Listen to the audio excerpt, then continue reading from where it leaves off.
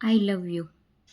પ્રકૃતિના દરેક તત્વોને, દરેક મારા પોતિકા અંગત લોકોને અને મને જે વસ્તુ, જે ઘટના, જે પણ વ્યક્તિ ગમ્યું છે તેને મેં કહ્યું જ હશે, કેમ કે મારા માટે એ બહુ સામાન્ય શબ્દ છે.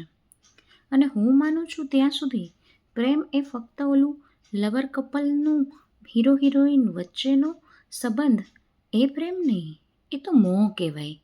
કે જ્યારે તમે એક જ વ્યક્તિ સાથે અપેક્ષાઓમાં અને માયામાં બંધાઓ. સમગ્ર બ્રહ્માંડના દરેક તત્વો સાથે જ્યારે તમને પ્રેમ થાય ને, ત્યારે તે પ્રેમ નિર્દોષ અને નિષ્કામ હોય છે. માટે ચોઈસ તમારી છે, કોને, કેટલો અને કેવી રીતે કરવું. કેમ કે આ વસ્તુ એવી છે કે જે 1 ગણી આપતા 10 ગણી પરત મળે છે. વિચારી જુઓ, એકમાં મોહિત થવું છે કે સમગ્રમાં. ગીતના શબ્દોએ, અનુભવની કલમે. શુભ સવાર.